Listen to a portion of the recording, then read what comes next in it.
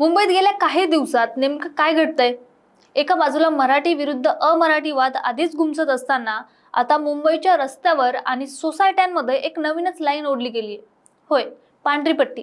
तुम्ही social media scroll करत असाल तर प्रसाद वेद पाठक हे नाव तुमच्या नजरेसमोरून नक्कीच कधी ना कधी गेलं असेल.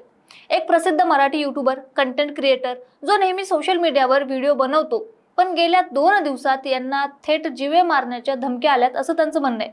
त्यांचं इंस्टाग्राम अकाउंट मास रिपोर्टिंग करून सस्पेंड करण्यात आलंय. काही लोक त्याचा पाठलाग करत असल्याचा दावा त्यांनी केलाय आणि अखेर मग त्यांना थेट मनसे प्रमुख राज ठाकरे यांच्या पक्षाकडे म्हणजेच अविनाश जाधवांकडे मदतीसाठी धाव घ्यावी लागली. पण या सगळ्या वादाचं मूळ कारण काय आहे? घाटकोपरच्या एका सोसायटीत मारलेली ही पांढरी पट्टी नेमकी काय होती? जैन मुनी आणि मनसेचे संदीप देशपांडे आमने सामने का आलेत? आणि जैन धर्मगुरू निलेशचंद्र मुनींनी थेट मनसेला मुंब्रा आणि भेंडी बाजारात जाण्याचं चॅलेंज का दिलंय? ते सगळं काही सविस्तर विश्लेषण जाणून घेऊया व्हिडिओच्या माध्यमातून, त्यामुळे शेवटपर्यंत बघा. नमस्कार, मी पूजा आणि तुम्ही बघताय सत्य पे सत्ता. प्रश्न तुमचे, आवाज आमचा.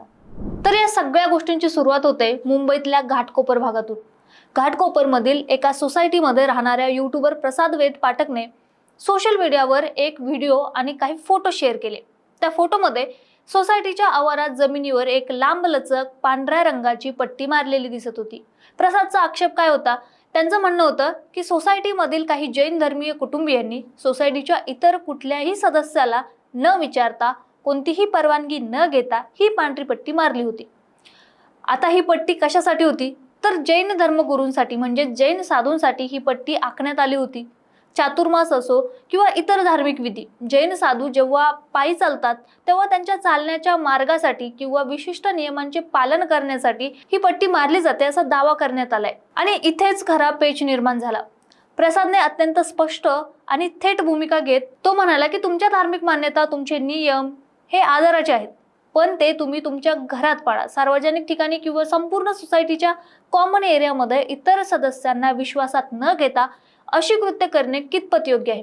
प्रसादच्या मते हा प्रकार थेट सार्वजनिक जागेवर अतिक्रमण करण्याचा आणि 2 समाजात धार्मिक तेढ निर्माण करण्याचा प्रयत्न होता. सोशल मीडियावर हा व्हिडिओ वाऱ्यासारखा पसरला. मराठी नेटकऱ्यांनी प्रसादच्या भूमिकेला पाठिंबा दिला. माध्यमांनीही हा मुद्दा उचलून धरला. परिणाम काय झाला? तर वाढता विरोध पाहून अखेर त्या सोसायटीतल्या पांढऱ्या पट्टीवर रंगकाम करण्यात आलं, म्हणजेच ती पट्टी मिटवून टाकण्यात आली. प्रसादने स्वतः ट्विट करून सांगितलं की माझ्याकडून हा वाद इथेच संपलाय. माध्यमांचे आभार देखील मानले.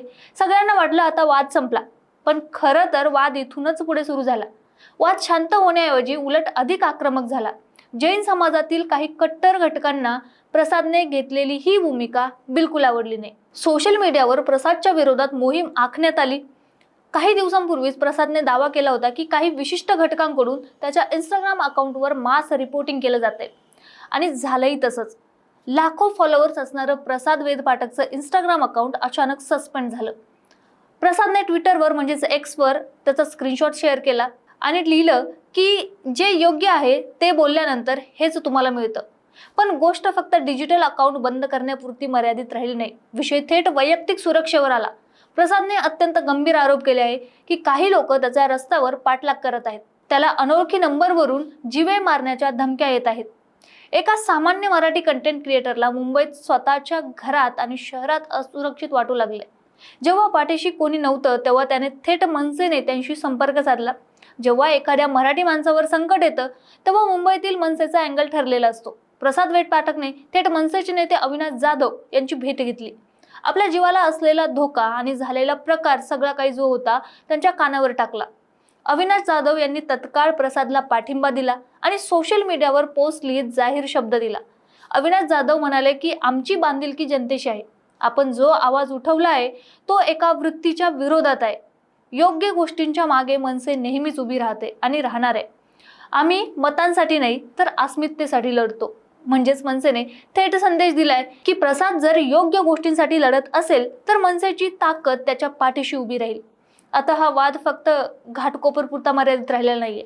मुंबईच्या अनेक भागातही अशा पट्ट्या मारल्या गेल्याचं समोर आले. दादर पश्चिम मधील DS बार्वेकर मार्गावर जैन मंदिराच्या बाजूला लेनमध्ये गोकुळधाम इमारतीपर्यंत अशीच एक पांढरी पट्टी मारण्यात आली होती. यावर मनसेचे सरचिटणीस संदीप देशपांडे यांनी आक्रमक पवित्रा घेतला.